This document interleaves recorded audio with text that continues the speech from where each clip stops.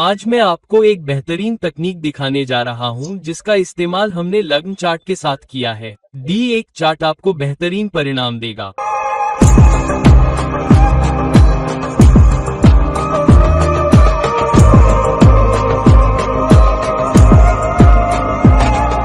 Hello, नमस्कार और आदाब मेरे सभी दोस्तों को आपके मित्र ज्योतिषी और एक बार फिर से आपके अपने चैनल से आश्वासन के रूप में आपका मार्गदर्शन करते हैं। हमने विभिन्न प्रकार के लग्नों का उपयोग करने की कई तकनीकों पर भी चर्चा की है। मेरे पिछले वीडियो में से एक मुझे लगता है कि 1 साल से भी अधिक समय पहले मैंने दशा लग्न का उपयोग कैसे करें ये था। इसका मतलब है कि जिस भी ग्रह की दशा चल रही है, आप चार्ट को उस लग्न में परिवर्तित करते हैं और फिर आप उस विशेष चार्ट का उपयोग उस विशेष दशा के दौरान उस अवधि के परिणामों या आगामी परिणामों या संभावित परिणामों को देखने के लिए करते हैं। अब दशा लग्न के परिणामों को मान्य करने और कुछ तरीकों से पूरक करने के तरीकों में से एक है नवमांश दशा लग्न का उपयोग करना। एक अच्छी बात है जिसका अर्थ है कि ग्रह की दशा जो भी हो, उस स्थान से लग्न को परिवर्तित करें जहां भी ग्रह स्थित हो। इसलिए यदि बुध की दशा चल रही है तो आप D1 चार्ट को बुध के लग्न में परिवर्तित कर सकते हैं और वहां से उस चार्ट का उपयोग कर सकते हैं। हालांकि परिणामों को मान्य करने के लिए और यह जानने के लिए कि क्या आपको परिणाम मिलने की अधिक संभावना है या नहीं, ये देखने के लिए कि बुध नवमांश चार्ट में कहाँ स्थित है और फिर उसे लग्न में परिवर्तित करें और वहां से परिणाम देखें। आपको बहुत सारी अंतर्दृष्टि मिलेगी, आपको बहुत सारी संभावनाएं मिलेंगी, आपको बहुत सारे सूक्ष्म प्रसार मिलेंगे जिनसे आप अंतर्दृष्टि प्राप्त कर सकेंगे। इसलिए मेरे कई परामर्शों में, खासकर जब मैं व्यक्ति की कुछ विशेषताओं को देखता हूं, जब मैं देखता हूं कि कुछ चीजें, कुछ परिणाम व्यक्ति को नहीं मिल रहे हैं, जब मैं केवल D1 चार्ट से देख रहा होता हूं, तो मैं D9 चार्ट से बहुत अधिक मदद लेता हूं, नामसा चार्ट में नामसा से बहुत अधिक मदद लेता हूं। इसका कारण यह है कि नामसा चार्ट D1 चार्ट का एक बेहतर प्रसार है और मैंने कई बार कहा है कि D1 चार्ट को अकेले इस्तेमाल नहीं किया जाना चाहिए, न ही D9 चार्ट को अकेले इस्तेमाल किया जाना चाहिए। उन्हें एक दूसरे के साथ सामंजस्य में देखा जाना चाहिए। तो चलिए एक व्यक्ति के चार्ट को देखते हैं जिसमें बहुत अधिक ओवरलैप है। एक बहुत ही दिलचस्प चार्ट। यह मेरा एक करीबी दोस्त है। मैं उसे कई सालों से जानता हूं और मैं उससे मिलने जा रहा हूं शायद 10-15 दिनों के समय में मध्य पूर्व में कहीं कुछ दोस्तों से मिलने के अनुरोध पर। भले ही मैं वहां रहूं और अगर मैं वहां कुछ और दिनों के लिए रहूं तो मैं वहां 3-4 दिनों के लिए हूं। अगर मैं वहां लंबे समय तक रहूं तो मैं समय मिलने पर एक पोस्ट भी डाल सकता हूं और शायद आप में से कुछ से मिल सकूं जैसा कि मैंने कुछ साल पहले किया था। तो चलिए इस व्यक्ति के चार्ट को देखते हैं और देखते हैं कि दशा लग्न के परिप्रेक्ष्य से उसका नामसा लग्न उसके जीवन में कैसे नए दृष्टिकोण ला रहा है और साथ ही कुछ ऐसी क्षमताएं भी दे रहा है जिससे उसके जीवन के विभिन्न क्षेत्रों में उसके कई अलग अलग परिणामों में मदद मिली है। अब यह मेरे इस दोस्त का चार्ट है। मैं जगन्नाथ ऑरा का उपयोग कर रहा हूं क्योंकि इस ऐप के साथ अलग अलग ग्रहों, अलग अलग घरों से लग्न को देखना आसान है। तो उसका नाम कुछ और है लेकिन मैंने उसे क्रिस्टी कहा क्योंकि यह एक व्यक्तिगत नाम है जो एक उपनाम है जिसे मैंने उसे दिया है। उसका नाम कहीं और कुछ है लेकिन वह नहीं चाहती थी कि मैं उसका मूल नाम, उसका वास्तविक नाम इस्तेमाल करूं। इसलिए मैं उसके उपनाम क्रिस्टीन का उपयोग कर रहा हूं। तो मैं इस वीडियो के दौरान उसे क्रिस्टी कहूंगा। तो उनका जन्म 6 फरवरी 1980 को सिंगापुर शहर में सुबह 10:55 बजे हुआ था। तो आइए देखते हैं कि उनके जीवन के कुछ परिणाम D1 चार्ट और नाम चार्ट दोनों से कैसे आए हैं। तो अब यह D1 चार्ट में उनका लग्न है। जैसा कि आप देख रहे हैं, सिंह राशि का लग्न है और उनके पास 3 ग्रह हैं जो वक्री हैं। मंगल वक्री है, बृहस्पति वक्री है, शनि दूसरे भाव में वक्री है और चंद्रमा के साथ एक विष दशा में, केतु और बुध 7वें भाव में स्थित हैं। सूर्य 6ठे भाव में है और शुक्र 8वें भाव में उच्चका है। अब अगर आप देखें तो उनका चंद्रमा हस्त नक्षत्र में ही है। तो उनके जन्म नक्षत्र का स्वामी भी चंद्रमा है जो दूसरे भाव में स्थित है। तो उनका जन्म सिंगापुर में हुआ था। हालांकि शादी के बाद वह अपने पति के साथ रहने के लिए अमेरिका चली गईं। अब वह अपने पति के साथ विदेश क्यों गईं? अगर आप देखें तो सप्तमेश शनि है। अब शनि दूसरे भाव में स्थित है। हालांकि शनि दूसरे भाव में 12वें भाव के स्वामी चंद्रमा के साथ स्थित है, तो यह महत्वपूर्ण है क्योंकि चंद्रमा उनके जन्म नक्षत्र का स्वामी भी है, इसलिए यह प्रसार भी मजबूत हो जाता है। अब शनि किस नक्षत्र में स्थित है? शनि सूर्य द्वारा शासित अल्गुनी के नक्षत्र उत्तर में स्थित है और सूर्य भी शनि की अपनी राशि में छठे भाव में स्थित है, जबकि सूर्य लग्न का स्वामी है। यह एक और महत्वपूर्ण प्रसार है कि उसने अपने पति से शादी की और विदेश चली गई। दूसरी बात यह है कि उसका शुक्र मीन राशि में उच्च का है, इसलिए उसे शादी के बाद उच्च के परिणाम मिलते हैं और वह पति के साथ विदेश जाती है और वह एक मनोचिकित्सक है और वह अभ्यास करती है। तो वह पहले अमेरिका में थी, लेकिन मैंने उसे बृहस्पति की दशा की शुरुआत में सावधान रहने के लिए कहा था। उसे अपने पति से बहुत परेशानी हो रही थी और अगर आप देख सकते हैं कि उसका सप्तमेश शनि विष दशा में वक्री है और कन्या राशि में है। कन्या राशि एक नैसर्गिक छठा भाव भी है और शनि का शनि सप्तमेश है। शनि सूर्य के नक्षत्र में है और सूर्य छठे भाव में है। यह एक और चुनौती है जो दोनों के बीच आई। तीसरा केत 7वें घर पर है और बुध के साथ है, इसलिए उसकी बहुत विश्लेषणात्मक क्षमता है। वह बहुत है, मैं उसे बताता रहता हूँ। वह थोड़ी शिकायती है, वह तर्क में बहुत गलतियां निकालती है और वह उससे सहमत भी होती है, इसलिए अंततः उसकी शादी टूटने का कारण बना। और ये तब हुआ जब आप दशा देखते हैं तो एक दशा में वह राहु और मंगल के अंतिम चरण में थी। राहु और मंगल 2013 और 14 के बीच 201 में थे। तो यही वह समय था जब 34वें वर्ष के अंतिम समय में पति ने तलाक के लिए अर्जी दी और उसके बृहस्पति की दशा महादशा में शादी टूट गई। तो मुझे लगता है कि 2014 के आखिर या 2015 की शुरुआत में शादी टूट गई और उसके बाद वो अमेरिका में थी और फिर वो ब्रिटेन चली गई और अब वो ब्रिटेन में है। वो वहाँ एक क्लिनिकल साइकेट्रिस्ट के तौर पर प्रैक्टिस कर रही है। वो अभी भी वहीं प्रैक्टिस करती है। मैंने उसे कई साल पहले एक बात बताई थी और वो मुझे कई बार फोन करती रहती है कि जब उसकी बृहस्पति दशा आएगी तो उसके जीवन का नजरिया बदल जाएगा। तो मैंने उसे क्यों बताया कि बृहस्पति दशा में उसका नजरिया बदल जाएगा, सिर्फ उसके रिश्ते की वजह से नहीं बल्कि उसके करियर और काम की वजह से भी। क्यों? इसकी एक वजह ये भी है कि बृहस्पति लग्न में अष्टमेश है, इसलिए वो क्लिनिकल साइकेट्रिस्ट भी है। हालांकि बृहस्पति का अपना नक्षत्र भी पूर्वा फाल्गुनी है। पूर्वा फाल्गुनी शुक्र द्वारा शासित नक्षत्र है और शुक्र अष्टम भाव में उच्च का है। शुक्र संचार, परामर्श, अपने काम को खुद करने के तीसरे घर पर भी शासन करता है, इसलिए उसका अपना अभ्यास है। इसलिए जब वह शुरू में मुझसे संपर्क करती थी तो वह परामर्श के लिए संपर्क करती थी, बाद में वह मेरी अच्छी दोस्त बन गई।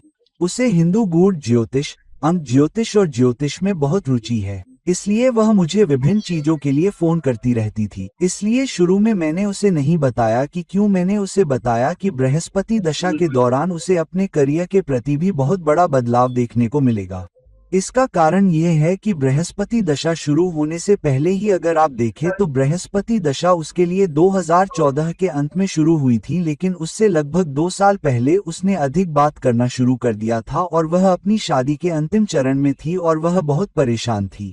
उसके पति को उसके बेटे की कस्टडी भी मिल गई थी, लेकिन वह बहुत परेशान थी और वह मुझे बार बार फोन करती थी। वह अकेली रहती थी और वह बहुत परेशानी में थी। अब मैंने देखा है कि जब आप किसी भी प्रोफेशन में होते हैं, जैसे कि अगर आप डॉक्टर हैं, तो आप एक ही क्षेत्र में स्पेशलाइजेशन करते हैं। ऐसा इसलिए क्योंकि आपको उसी क्षेत्र में काम करना होता है। जैसे कि आप डर्मेटोलॉजिस्ट बन सकते हैं, या फिर आप ऑप्टोमेटोलॉजिस्ट बन सकते हैं, या फिर न्यूरोलॉजिस्ट बन सकते हैं। कोई और हो सकता है कि आप पीडियाट्रिशियन हों। तो आप किसी एक खास जरूरत को अपनाते हैं और फिर आप क्लाइंट या मरीजों की सेवा करते हैं।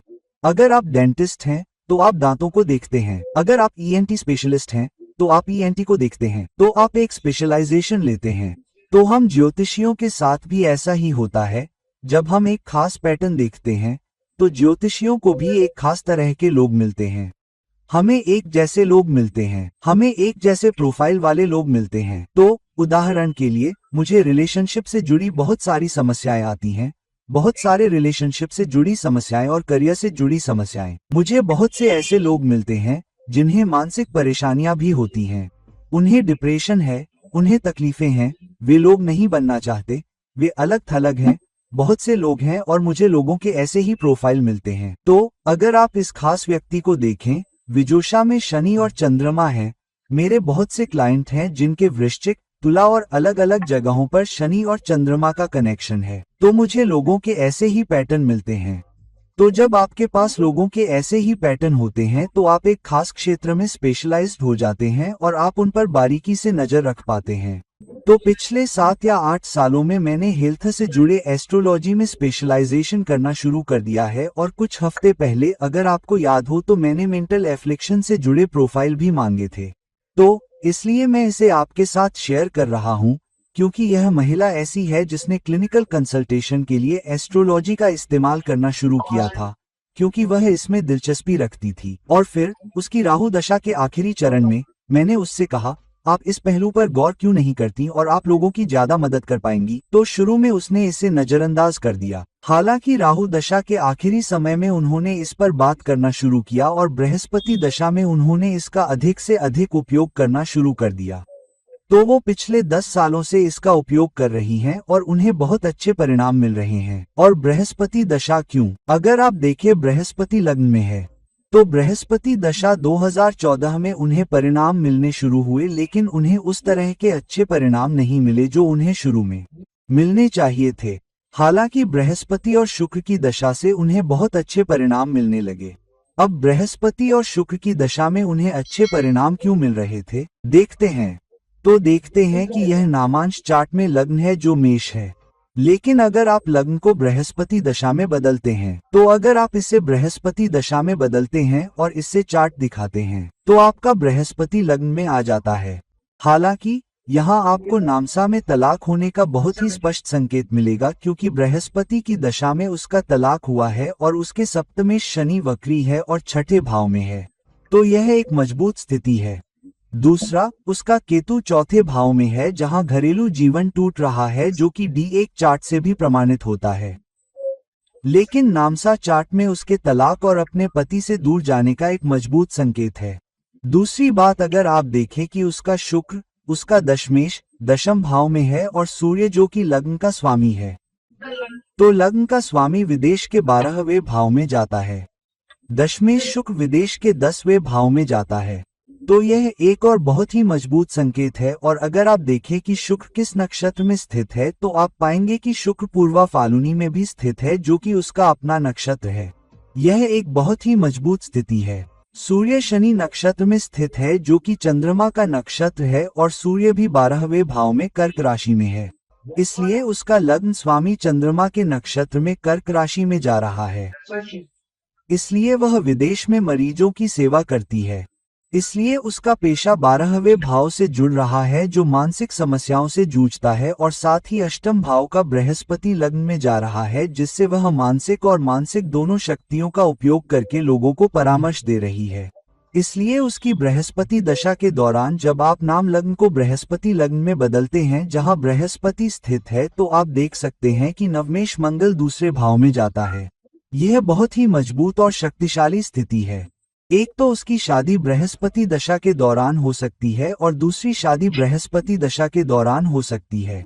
दूसरा, उसका मंगल 9वें भाव में जा रहा है, जिसका मतलब है कि वह अपनी कल्पना, अपनी रचनात्मकता का उपयोग करना शुरू कर देती है। उसकी रचनात्मकता क्या है? अपने लग्न में अष्टमेश बृहस्पति को एक सलाहकार, मार्गदर्शक के रूप में अपनी कल्पना का उपयोग करते हुए, चंद्रमा एक प्रसिद्ध नक्षत्र है। ध्यान रहे, हस्त और मंगल, नवमेश और चतुर्थेश दूसरे भाव में जा रहे हैं, इसलिए वह अपनी कल्पना का उपयोग करती है। वह उच्च शिक्षा का उपयोग करती है। 9वां घर अध्यात्म, उच्च शिक्षा का भी घर है, इसलिए वह ज्योतिष की उच्च शिक्षा का उपयोग करती है और लोगों से परामर्श करने के लिए उसका उपयोग करती है। वह लोगों, बीमार लोगों, पीड़ित लोगों की मदद क्यों कर रही है? क्योंकि मंगल कमाई के दूसरे घर में कन्या राशि के छठे भाव में है और साथ ही चतुर्थेश भी है। तो चतुर्थेश मंगल नवमेश होने के साथ साथ दूसरे भाव में जा रहा है। तो उच्च शिक्षा, धार्मिक शिक्षा का उपयोग करके एक स्थान से बहुत दूर जा रहा है, जो कि ज्योतिष भी है, जो कि जैसा कि आप जानते हैं कि प्राचीन ऋषियों से आता है, और उसका चतुर्थेश मंगल कन्या राशि में दूसरे भाव में जा रहा है। तो उसने जो किया है वह यह है कि यूके में उसके पास एक घर है, वह एक अपार्टमेंट में नहीं रहती है, वह एक घर में रहती है। तो घर के सामने वाले हिस्से में 2 कमरे हैं जिसे उसने एक क्लिनिक में बदल दिया है। तो वो एक क्लिनिक में मरीजों को देखती है और घर के पहले 2 कमरों को क्लिनिक में बदल दिया जाता है और उस घर के पिछले हिस्से में उसका घर होता है। तो ये एक मजबूत कनेक्शन है। दूसरा, जब आप बृहस्पति लग्न का उपयोग करते हैं तो आप देख सकते हैं कि राहु 10वें घर में है और वो उसकी बृहस्पति दशा के तीसरे या चौथे वर्ष में है। और अगर आप बृहस्पति पर वापस जाते हैं तो आप पाएंगे कि जब बृहस्पति या केतु शुरू हुआ तो वो हमसे दूर चली गई और वो यूके चली गई। तो बृहस्पति या केतु की दशा में उसका घर टूट गया और घर विस्थापित हो गया, क्योंकि केतु सक्रिय हो गया और केतु परिवर्तन की वृश्चिक राशि में स्थित है। वृश्चिक राशि आध्यात्मिकता और गुप्त अष्टभाव प्रसार की भी राशि है। तो वृश्चिक राशि का स्वामी मंगल कन्या राशि में जाकर लोगों को उपचार प्रदान कर रहा है और मंगल, अगर आप जानते हैं, मेष राशि का भी उपचारक शासक है और इसका नक्षत्र भी है जो 100 उपचारकों का नक्षत्र भी है।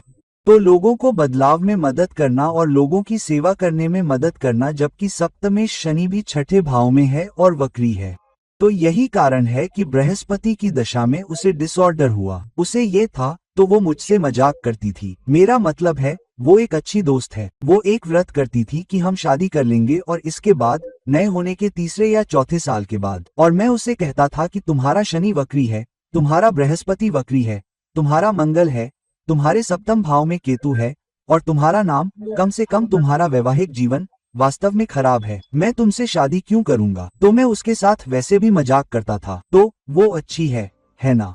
तो करियर से लेकर विदेश में बसने से लेकर शादी तक, दक्षिण में घर बदलने से लेकर खुद का व्यवसाय करने तक कई अन्य परिणाम भी देखे जा सकते हैं, क्योंकि दूसरे भाव में बुध संचार के तीसरे भाव में है।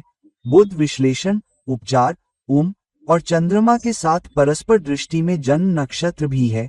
जब आप बृहस्पति दशा में परिवर्तित होते हैं तो कई कारक देखे जा सकते हैं, विशेष रूप से कई कारक अच्छे हो रहे हैं। और ये सभी चीजें हैं जो मैंने उन्हें सुझाई थी जब मैंने उनसे कहा था कि ये उनके पास भी आ सकती हैं। तो दोस्त, इस तरह से आपको दशा ग्रह का उपयोग नामसा में करने में सक्षम होना चाहिए। इसे चार्ट में लग्न में परिवर्तित करना और वहां से परिणाम देखना चाहिए। आपको इसे D1 चार्ट से भी मान्य करना चाहिए, लग्न चार्ट से भी, ताकि आप अंतिम प्रसार और उच्च क्षमता या आपके पास आने वाले परिणामों को देख सकें। तो दोस्तों, इस वीडियो को लाइक करें, इस वीडियो को शेयर करें और अगर आप मुझसे व्यक्तिगत परामर्श की तलाश में हैं तो कृपया नीचे दिए गए लिंक पर मुझसे संपर्क करें। किसी अन्य वीडियो के साथ किसी अन्य समय तक। यह मित्र ज्योतिष और निर्देशित मनोरंजन है। नमस्ते।